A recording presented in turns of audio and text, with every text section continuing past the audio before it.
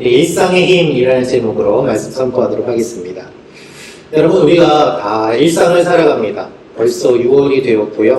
어제는 우리가 온가족 기도회로 또 모여서 아침에 기도를 하였습니다. 21명이 모여서 또 기도를 했는데, 한 달에 한 번씩이라도 아침에 저희가 함께 모여서 기도하는 그 이유는 무엇일까요? 하나님 앞에 우리의 마음을 올려드리기 위함입니다. 흘러가는 시간, 곧 우리의 일상 그 자체를 구별하여 하나님께 예배를 드리는 것, 그것이 우리가 기도하는 것이고 또 모이는 이유인 것이죠. 이 반복되는 하루하루의 흐름 속에서 하나님을 기억하고 기도함으로 우리는 우리와 함께 하시는 하나님을 경험하게 됩니다. 그래서 우리가 기도하면서 하나님이 우리에게 함께 하심으로 우리가 보지 못한 것들을 보게 되고 듣지 못한 것들을 듣게 되고 알지 못한 것들을 깨닫게 되는 거예요. 여러분의 한 주는 어떠셨습니까? 여러분은 어떻게 보면 평범한 하루를 보내셨을 수도 있습니다.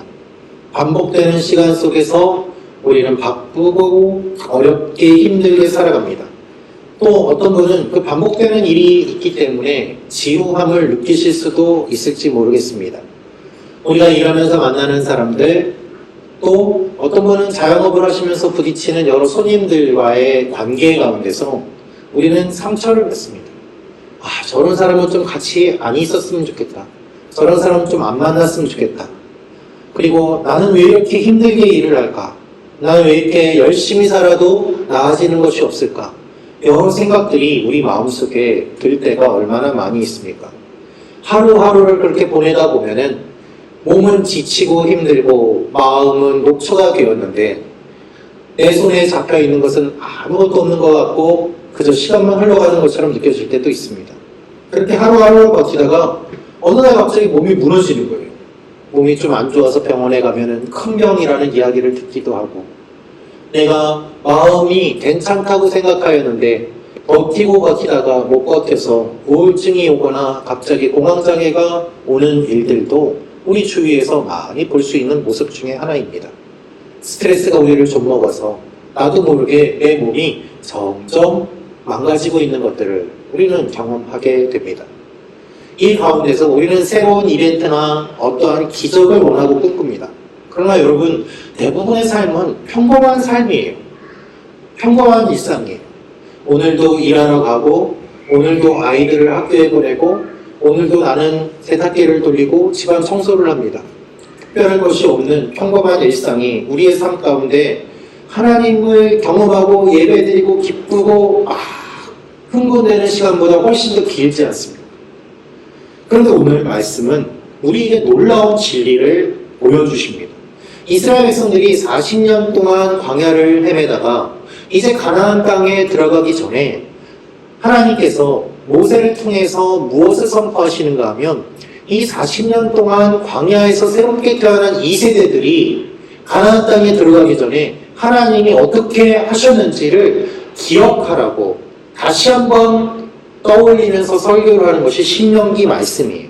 그래서 3편의 설교로 구성되어 있는 이 신명기 말씀은 하나님께서 광야에서 어떻게 하셨는지 출애굽부터 그 이야기를 다시 설명하면서 재확인하고 있습니다. 이 말씀을 보면은 오늘 이렇게 이야기하고 있습니다. 40년 동안 의복이 헤어지지 아니하였고 발이 부르트지 아니하였느니라. 이 말씀 가운데 우리가 사는 이 일상의 힘이 숨겨져 있습니다. 우리 일상 속에 감춰진 기적이 있음을 이 말씀이 알려주시는 것이죠. 우리 3절 4절 말씀 다시 한번 읽도록 하겠습니다. 시작.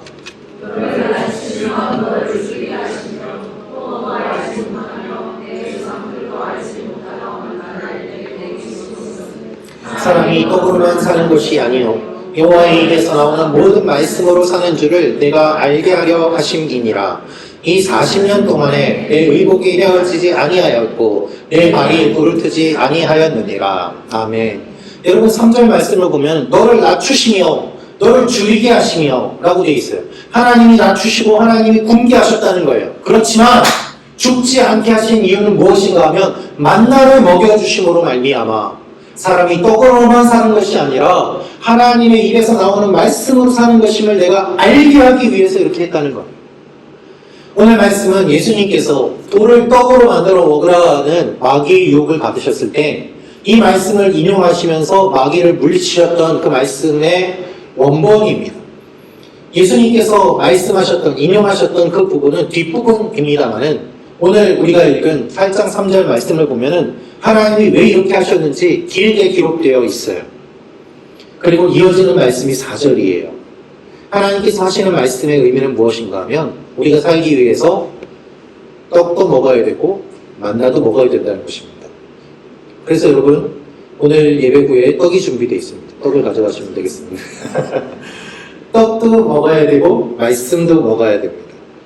여러분 그리고 이어지는 말씀이 4절인데요. 4절은 40년 동안 의복이 헤어지지 않고 발이 부르트지 않았다. 기적이죠. 매일 만나가 주어진 것 기적이죠. 여러분 우리는 흔히 특별한 기적을 꿈꿉니다. 어떤 특별한 일이 일어나거나 병이 낫거나 문제가 해결되는 그런 기적을 원하거든요. 그런데 오늘 말씀은 우리 생각의 전환을 요구합니다. 지루한 일상 가운데 어떤 이벤트가 일어나는 것이 기적이 아니라 이 지루한 일상 자체가 하나님이 주신 기적을 바탕으로 하고 있다는 거예요. 이 일상 자체가 기적이에요. 우리 일상을 유지시켜 주시는 기적을 주님이 일으켜 주세요. 그것이 매일 만나를 먹여주셨고 발이 부르트지 않고 의복이 헤어지지 않게 하신 하나님의 역사라는 것이죠. 어떤 교회에 이런 표어가 있었습니다. 기적이 상식이 되는 교회. 멋지지 않습니까, 여러분? 기적이 상식이 되는 교회. 그런데요, 하나님께서는 오늘 무엇을 말씀하시는가 하면 기적이 상식이 되는 것이 아니라 이미 이 상식 자체가 기적이라는 거예요. 우리는 모르지만 우리가 누리는 이 평범한 일상 자체가 하나님이 주시는 기적 같은 일입니다. 광야라는 지역에 수많은 사람들이 있습니다. 물이 없습니다. 먹을 것이 없습니다. 옷을 만들어 입을 재료가 있습니까? 아무것도 없어요. 그런데 그들의 일상이 유지됩니다. 그 자체가 놀라운 기적이죠. 여러분, 이 기적은요, 우리의 삶에도 동일하게 적용됩니다. 우리는 일상을 무시할 때가 많거든요. 그냥 그렇게 하루하루가 지나갑니다. 평범합니다. 오늘도 그냥 눈을 뜨고 내일도 출근하는 것이 당연하다고 생각해요. 그러나 여러분 생각해 보십시오. 우리의 일상은 당연한 것이 아닙니다. 매우 위태로운 상황과 환경 가운데서 우리의 일상이 유지되고 있음을 우리는 알게 됩니다. 조금만 생각해 보면 알 수 있어요. 우리가 살고 있는 이 땅은 정치적인 움직임은 어떻습니까? 전쟁이 일어날 수도 있고 지진이 일어날 수도 있고 태풍이 올 수도 있습니다. 우리가 사는 이 세계 어떻습니까? 우리의 일상을 유지시키기 위해서 매우 정교하게 움직이고 있는 것들을 우리가 알 수 있습니다. 아주 작은 변화 때문에 우리 일상이 움직이고 무너질 수 있어요. 당연한 것이 당연하지 않게 되는 것이죠. 하나님이 우리가 살아가도록 섬세하게 모든 것들을 지켜주고 계시고 이끌어가고 계세요. 그 말씀을 하고 계십니다. 그래서 주님은 우리 일상을 유지시켜 주십니다. 여러분 우리가 살고 있는 이 지구는요, 시속 1670km로 돌고 있습니다.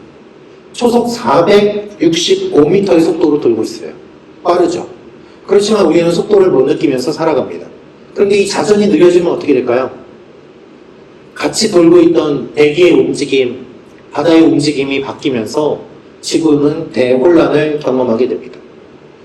지구의 자전축은 23.5도 기울어져 있습니다. 그래서 각종 다양한 날씨와 계절이 생기게 됩니다.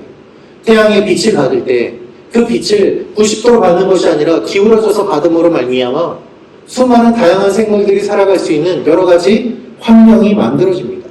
과학자들은 말합니다. 이 축이 조금이라도 틀어지면은 큰 문제가 생길 수 있다고 말이죠. 지구하고 멀리 떨어진 태양에 흑점이라는 것이 생깁니다. 그 흑점이 생겨서 지구와 무슨 관계가 있을까요? 그 흑점이 생김으로 인해서 지구의 GPS가 방해를 받고 위성이 방해를 받고 통신이 안 되는 일들도 일어납니다. 그 먼 곳에서 일어나는 일이 우리의 삶에 영향을 끼쳐요. 우리가 숨쉬는 공기, 이 지구를 덮고 있는 이 공기층은 두께가 어느 정도 될까요? 땅을 기준으로 해서 한 10km 정도 된다고 하는데요. 그 위에 올라가면은 숨쉬기가 어렵죠. 그래서 비행기도 사고가 나면은 막 산소 마스크가 내려오고 그러지 않습니까? 그런데 여러분, 매우 두꺼워 보이는 공기층인 것 같지만 실제로 지구 전체하고 비교해 보면은 지구를 삶은 달걀이라고 봤을 때 우리가 숨 쉴 수 있는, 살 수 있는 공기층은 그 삶은 계란을 덮고 있는 얇은 막보다 더 얇은 정도의 그 정도의 두께라고 이야기를 합니다. 비유를 하자면 그렇다는 거예요. 우리는요, 고작 해발 몇천 미터만 올라가도 숨을 못 쉽니다. 그래서 이번에 월드컵을 할 때에도 선수들이 힘들어하는 이유 중에 하나가 그 멕시코시티가 높은 곳에 있기 때문에 고지대 적응 훈련을 하느라고 힘들다고 하지 않습니까? 남쪽에 제일 높은 산이라고 하는 한라산이 높이가 1947m인데요. 거기도요, 올라가다 보면은 밑에서만 자라는 식물이 있고 위에서만 자라는 식물이 있어요. 그 공기에 따라서, 대기에 따라서 살 수 있는 식물의 양이 제한이 되어 있습니다. 우리는 매우 작은 것에 영향을 받습니다. 지구온난화로 기상이변이 많이 일어나고 있는데 왜 지구온난화가 일어날까요? 이 대기를 구성하고 있는 이산화탄소의 비율이 약간 달라졌기 때문이에요. 그렇기 때문에 태풍이 오기도 하고 해일이 일기도 하고 많은 재해가 일어나는 것을 우리는 경험합니다. 여러분, 이것이 우리가 살고 있는 환경이에요. 이 땅에 자료를 제가 조사를 해보니까요, 현재 82억 명이 넘는 사람들이 살고 있습니다. 이 사람들이 다 먹고 살기 위해서는 농산물이 필요한데 농사를 짓기 위해서는 어떻게 해야 될까요? 농사를 지을 수 있는 땅의 두께가 어느 정도 된다고 생각하십니까? 여러분, 제가 그림을 준비했는데요. 이 그림은 그래도 어느 정도 비슷하게 나와 있잖아요. 실제로는 그렇지 않습니다. 이 두께가 다 다른데요. 아마 우리 또 식물 잘 키우셔서 우리 신목사님 잘 아실 텐데, 이 농사가 되고 생물이 자랄 수 있는, 식물이 자랄 수 있는 유기물층, 이 땅이요, 깊이가 깊지 않습니다. 깔려있는 흙은 10cm에서 15cm 정도밖에 안 돼요. 땅 파보셔서 아실 거예요. 한 삽을 푹 뜨면은 그 한 삽 안에 식물이 자랄 수 있는 흙이 있고, 그리고 자랄 수 없는 돌이나 다른 흙들, 다른 암석들이 나오는 것을 보게 됩니다. 그 얇은 층이 10cm에서 15cm 정도 되는 그 흙이 농사를 지을 수 있게 하고, 과실을 맺을 수 있게 하고, 그리고 생명을 얻을 수 있게 하는 거예요. 그래서 여러분, 홍수가 나면은 그 흙이 다 쓸려 내려가지 않습니까? 그런 땅은 복원이 되기가 매우 어렵습니다. 농사 짓기가 굉장히 힘들어집니다. 그래서 유실된 그 흙에 대해서 많은 사람들이 별로 생각을 안 하는데요. 요즘 홍수가 심해지고, 그리고 비가 급작스럽게 거세게 내려서 흙이 쓸려 내려가는 일들이 반복되면서 이 표토층이 유실되는 것에 대해서 심각하게 보는 지질학자들이 의외로 많이 있습니다. 왜냐하면 농사 지을 곳이 점점 줄어든다는 거예요. 쓸려 내려가니까. 흙은 만들어지기에 시간이 많이 걸리는데 없어지는 건 금방입니다. 여러분, 우리의 몸은 어떨까요? 아주 작은 호르몬의 변화 때문에 남들은 다 춥다고 하는데 나는 더워가지고 막 부채질을 하고요. 그리고 잠을 제대로 자지 못하고 그렇게 되지 않습니까? 내가 괜찮다, 문제없다, 평소처럼 지낸다 하는 이 일들이 아주 작은 변화만으로도 영향을 받게 되고 흔들리게 되고 깨질 수 있음을 우리는 인지하지 못한 채 지낼 때가 너무 많다는 거예요. 정리해서 말씀드리면 우리 일상은 10cm에서 15cm의 흙과 아주 얇은 공기층, 빠른 지구의 자전 속도, 태양과의 거리, 이와 같은 것들이 영향을 받는 가운데 살고 있는 것이죠. 이 가운데서 우리는 기뻐하기도 하고 슬퍼하기도 하고 서로 싸우기도 하고 원망하기도 하고 불평하기도 하면서 지내는 거예요. 평범해 보이는 일상이지만 사실은 내가 모르는 가운데 엄청난 일이 일어나고 있고 그것을 바탕으로 하여서 우리가 살아가고 있음을 성경은 말하고 있습니다. 하나님께서 우리를 다스리신다라고 할 때는 우리가 살아갈 수 있도록 모든 것들을 준비하시고 이끌어 가시는 이 하나님의 역사를 배경으로 하고 있는 것입니다. 그래서 여러분, 우리가 살아가는 이 일상이 얼마나 많은 노력과 수고와 기적 가운데서 일어나는지 안다면은 우리는 이 일상을 바라보는 시각이 달라지게 될 것입니다. 설거지하면 물이 내려가는 게 당연하잖아요. 그런데 하수구가 막혔어요. 물이 막 역류해요. 어떻게 해요? 난리가 나는 거죠. 집안이 엉망이 돼요. 당연한 것이 작은 것 때문에 망가지는 일들. 하나님은 말씀하세요. 당연한 것이 되기 위해서는 나의 인도하심과 역사하심과 그리고 성령의 능력이 있기 때문에 가능하다는 것이죠. 일상의 힘을 경험하는 사람들의 삶이 바로 그와 같은 삶이었습니다. 여러분, 다윗을 생각해 보십시오. 다윗은요, 양을 치면서 살았습니다. 그러던 어느 날 블레셋이 공격해 옵니다. 다윗이 전투에 나섭니다. 사울이 다윗을 말려요. 너는 소년인데 경험도 없는데 어떻게 나가서 싸우겠느냐. 이때 다윗이 이렇게 이야기합니다. 사무엘상 17장 34절부터 37절 말씀 같이 읽겠습니다. 시작. 다윗이 사울에게 말하되 주의 종이 아버지의 양을 지킬 때 사자나 곰이 와서 장대에서 새끼를 물어가면 내가 따라가서 그것을 치고 그 입에서 새끼를 건져내었고 그것이 일어나 나를 해하고자 하면 내가 그 수염을 잡고 그것을 쳐 죽였나이다. 주의 종이 사자와 곰도 쳤은즉 살아계시는 하나님의 군대를 모욕한 이 할례받지 않은 블레셋 사람이리까 그가 그 짐승의 하나와 같이 되리이다. 또 다윗이 이르되 여호와께서 나를 사자의 발톱과 곰의 발톱에서 건져내셨은즉 나를 이 블레셋 사람의 손에서도 건져내시리이다. 사울이 다윗에게 이르되 가라 여호와께서 너와 함께 계시기를 원하노라. 아멘. 우리는 다윗과 골리앗이 싸우는 장면만 생각하는데요. 다윗이 평소에 일상 가운데 어떤 삶을 살았을까요? 양을 치는데 사자나 곰이 와서 양을 물어가면은 쫓아가서 곰하고 싸우고 곰 입을 찢고 양을 빼왔다고 이야기를 합니다. 그것이 다윗의 삶이었어요. 그는 이미 싸우는 훈련을 했습니다. 그러니 곰하고도 싸우는데 골리앗 나타난 것은 아무것도 아닌 거예요. 그는 두려워하지 않습니다. 그는 일상 가운데 하나님을 경험했습니다. 하나님이 나를 지켜주셔서 이와 같이 내가 여기에 설 수 있게 되었습니다. 이 고백이 다윗의 믿음의 고백이었던 것입니다. 이스라엘 백성들이 광야에서 구름기둥과 불기둥을 따라 움직일 때보다는 머물러 있을 때가 더 많았습니다. 그들은 하루 종일 무엇을 했을까요? 그 광야에서 뭘 합니까? 농사를 짓는 것도 아니고 옷을 만드는 것도 아니고 그들은 무엇을 했을까요? 그저 구름기둥과 불기둥을 보면서 하나님을 생각했던 것입니다. 그 훈련을 해왔기 때문에 가나안 땅에 들어갈 수 있게 되었던 것이죠. 하나님은 그들이 그렇게 살도록 만나로 먹여주시고 신발이 헤어지지 않게 하시고 발이 부르트지 않게 해주셨어요. 여러분, 오늘 말씀은 무엇을 의미할까요? 우리의 일상을 보내면서 우리는 웃기도 하고 울기도 하고 희로애락을 경험합니다. 그러나 결국 이 모든 것들은 하나님께서 지켜주시기 때문에 가능한 것입니다. 그래서 하나님이 내 기도 안 들어주신다 이것이 아니라 하나님이 내가 살게 하시는 것 자체가 놀라운 기적임을 알 때 우리의 기도가 달라지는 거예요. 우리는 기적을 구하는 것이 아니라 기적 위에 우리 일상이 유지되고 있음을 바라보면서 하나님께 감사를 드려야 되는 것이죠. 그래서 이 시각의 변화가 있을 때 우리의 삶에 대한 태도가 차이가 나는 것입니다.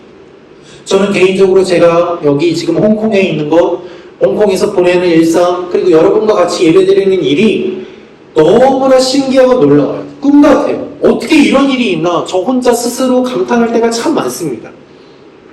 정신을 차리고 보니까 침사추이기를 걸어 다니는 거예요. 홍콩에 한 번도 안 왔는데 여기 와서 살고 있는 거예요. 어떻게 이런 일이 가능할까? 그런데 하나님께서 이루신 일을 생각을 해보니까 제가 아는 목사님이 방문하셔서 예배드리고 2시 예배드리고 교제하시면서 교회 이야기를 듣게 되고 그 이야기가 저에게도 전해지게 되고 하면서 하나님이 제가 모르는 가운데 이끌어가시고 역사하시고 인도하시는 그 일들을 생각해 보니까 이 일 뒤에는 엄청난 일들이 진행되었음을 알게 돼요. 저희 일상은 그저 우연이 아닌 것이죠.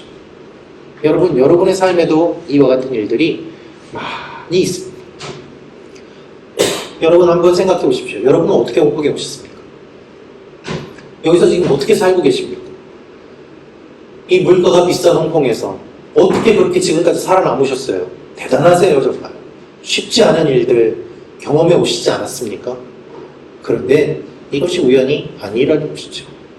하나님께서는 이 여러 일들 위해서 우리 일상이 지속되도록 우리를 인도해 주시고 필요를 공급해 주시고 살게 하시고 살려주세요. 얼마나 놀라운 일일까요? 우리가 반지를 보면은 반지의 보석만 생각합니다. 그러나 여러분 중요한 것이 있대요. 이 보석을 받쳐주기 위한 반지, 몸통, 이것이 견고하게 준비가 되어 있어야 거기에 보석을 잘 박을 수가 있는 것이죠. 하나님께서는요, 우리의 삶을 그렇게 만들어주세요. 이 반지의 기초, 보석을 박을 수 있도록 하는 그 기본, 그 튼튼하게 만들어주심으로 말미암아 우리의 일상이 보석처럼 빛나게 해주시는 것입니다. 그래서 우리가 일상을 누릴 수 있습니다. 사랑하는 성도 여러분, 우리의 일상은 평범한 것이 아닙니다. 사람들이 왜 돈을 벌고 왜 높은 곳에 올라가려고 할까요? 우리의 일상을 유지하기 위해서예요. 돈이 없어서 우리 가족이 무너지지 않도록, 돈이 없어서 내가 아파도 치료 못 받는 일이 없도록, 갑자기 위기가 찾아와서 가정이 무너지지 않게, 우리 가정이 평안하게 살게 해달라고 하는 마음 때문에 그 일상의 유지를 원하면서 이렇게 힘들게 지내고 있는 것 아니겠습니까? 우리가 기도하는 이유는 무엇입니까? 우리 일상이 무너져서 그렇습니다. 몸이 아프고 관계가 어렵고 여러 문제로 평안한 일상이 무너집니다. 그래서 기도합니다. 하나님 도와주세요. 그래서 기도 제목은 다 다를 수 있지만 결국 우리의 근본적인 마음은 하나입니다. 하나님 우리 일상을 회복시켜 주세요. 하나님이 기적을 베풀어 주시고 도와주셔서 내가 평범하게 일상을 살도록 하나님 이끌어 주세요. 그 마음인 것이죠. 일상이 유지되게 해달라는 간절함의 표출이 기도요. 우리 기도의 궁극적인 목적은 일상의 회복입니다. 그래서 지루해 보이는 우리의 일상이 그냥 지루한 시간 흘려보내는 것이 아니라 하나님께서 역사하시는 것임을 기억해야 되는 것이죠. 이번 한 주 여러분의 삶이 하나님의 기적으로 유지되는 삶임을 기억하시길 바랍니다. 우리 평범한 것처럼 보이지만 그 가운데 역사하시는 하나님의 그 기적이 우리 삶에 있음을 기억할 때 우리가 감사와 기쁨으로 살아가는 일들이 가능하게 될 것입니다. 같이 기도하도록 하겠습니다.